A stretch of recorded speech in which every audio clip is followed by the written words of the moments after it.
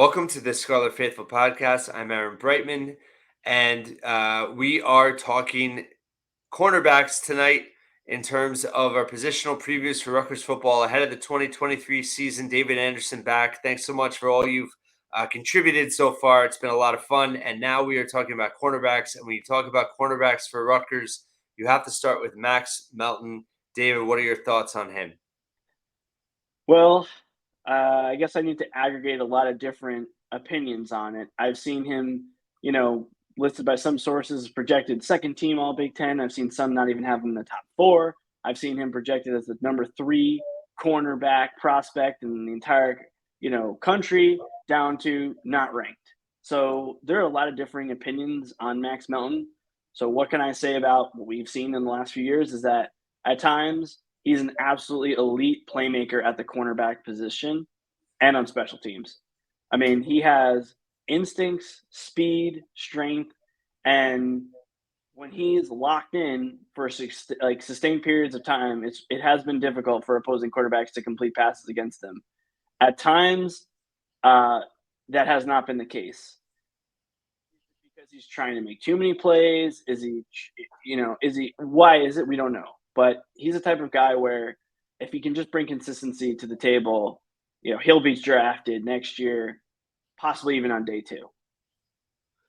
Yeah, and I think for this defense, especially with we've talked about safeties, but in terms of some turnover there, if Melton can take the next step and be that shutdown corner that we all think he can be on a consistent basis, obviously that's going to do a lot for the defense just in terms of them hopefully taking that next step this season.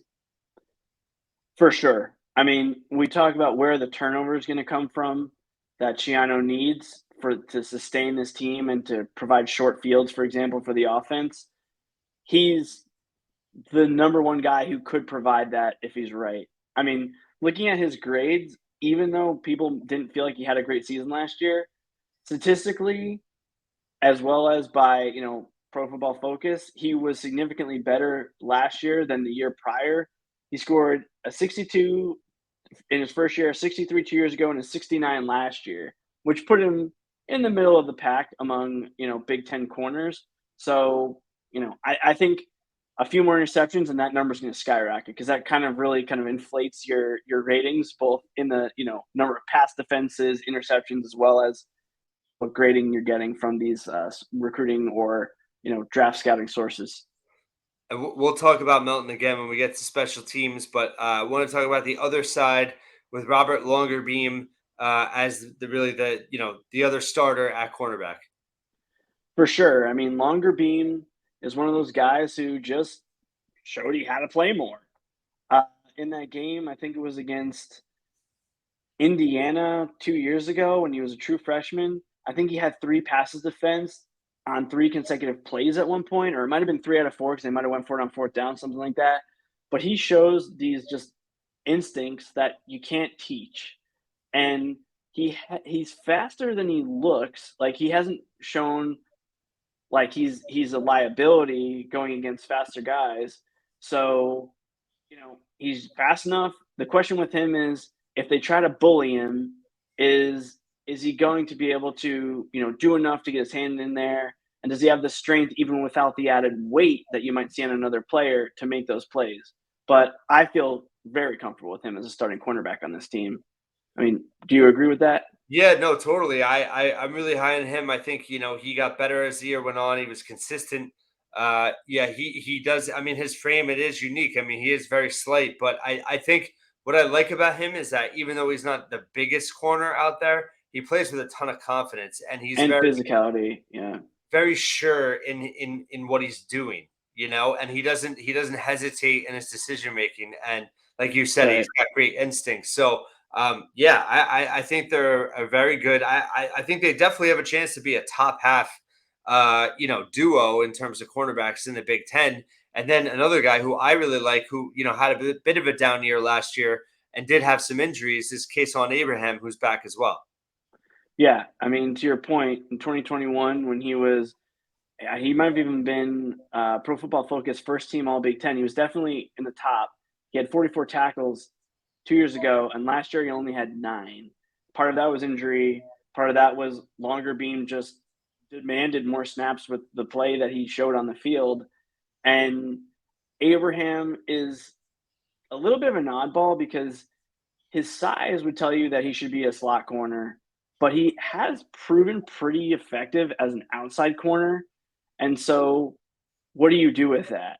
Do you just accept that he might be slightly limited because of his size on the outside, or do you accept the fact that his instincts play a little bit better on the outside than what you would get in the slot position? I think the key, though, as has been a theme with all the defensive backs, is there are a lot of viable options. We aren't just asking for someone to do something they've never done. If he simply has the season he had 2 years ago, alongside Longer Beam and Max Melton, I mean, you're dealing with probably a top 5 unit in the Big Ten. Just if they do what they've done. Yeah, and to your point, in terms of the defensive line, that when we had that preview, talking about their ability to be more disruptive, and if they can make plays, how it takes pressure off the back end of the defense. I mean, those three guys back there, that's when quarterbacks make mistakes, and all three of them, I think, can capitalize and take advantage, and that's obviously what Rutgers needs. Is those guys need to generate interceptions when quarterbacks make mistakes, and when it's not just the defensive line creating pressure, but it's them being able to, the defensive backs being able to capitalize and win 50-50 balls at times too, right? Right. Yeah, I mean, it's all of the above. You want them to lock people down, but yeah, a tipped ball here or there might result in an interception. I mean, you saw what happened with Christian Braswell's interception against Indiana that effectively sealed the game just because he read a quarterback being flushed out of the pocket, just making a prayer of a throw, and he read the play, had his eyes there, didn't lose his eye discipline, if you want to use the coaching term for it. And can these guys do that? Can they get their hands on balls that otherwise would be completions and generate also some excitement? I mean, one thing that cornerbacks can do as well as any other position is if they make a big play, like people get excited, because the difference between a 15-yard reception or an incompletion that is forcing a team to punt, that's effectively a turnover in Right. a sense, right? So can they provide that? We think yes. And kind of a theme we've gotten through all in the defense, and Shannon talked about this when he was interviewed, is talking about the team as a program, as a pipeline of people. And nothing embodies that better than the defensive backs, particularly cornerback, where you've seen guys 2 years ago, Trey Avery, even though he didn't have his best final season at Rutgers, he catches on as an undrafted free agent and is basically starting by the end of the season. Now I've got Christian Braswell moving from corner to the NFL. And so you're seeing these development. These weren't guys who their day one were a starter at Rutgers in the Power Five, but by the end of their career, they're demonstrating they're getting better each year. Can Abraham, Melton, and Longerbeam continue to get better as well? Yeah, and for the defense, as much as the offense needs to take a step forward, the defense does too. In terms of being from a good defense to a very good defense, which is obviously going to take pressure off the offense, and it all I think all combines together. But I think the potential at cornerback for Rutgers is really high. And then you're talking about your number 4 cornerback, which is Eric Rogers, the transfer for Northern Illinois. We've heard good things about him. How do you think he fits into the mix? Yeah, I mean, I think kind of to the point we're making, he might just command more time. I believe he has 2 years left though, so he's not Yep. just a one and done transfer. He's originally from Burlington, so he's a local guy in that sense, and there might be a little bit of a chip on his shoulder. I thought he played well in the spring game. I thought that he looked good just in the limited action when the BTN crew was on site, and he kind of just sneaking a peek, trying to look past the guys on the podium, like, okay, what's going on behind them? I thought he played pretty well. He had a few highlights there. He just seems to have a nose for the ball, and that's where it's kind of interesting that he's wearing number 0 like Izzian did last year. I mean, Eric Rogers listed at 6'2", not 5'9", 9 maybe on a good day, but he does show the ability to make plays, and they just might need that. And those four we know, are going to be the top end. Any final thoughts on the cornerbacks and anybody else you think that could emerge, in that role? Yeah, I mean, first, Charles Amankwa, we talked about his brother Thomas with the safeties. I mean, Charles played at Akron, so he played, you know, in the group of 5 and big success. I don't think I think he only played a few games last year, but the year before he was good. And so would I want him starting? No, but if he's your 5th guy in a room like this where 2 of them get hurt, he's playing, the number 3 wide receiver on the other team, you gotta feel pretty good about a guy like that. But same type of thing, they're bringing him in to make sure that they have depth and they don't end up in a situation like they did at linebacker last year. But they do have 2 younger guys. I mean, Zylan Williams, he may or may not be playing corner or safety, but there's a guy who's kind of tracking right in line with what his development should be, so from what we've seen. So maybe we see him in the defensive backfield. And then also a true freshman, Bo Masco. He played pretty well in the spring game, and I'm not just saying that because of his interception. I mean, you wouldn't have known he was a freshman. He looked like he belonged. And we know that a cornerback, guys come in, true freshman, redshirt freshman, and can play.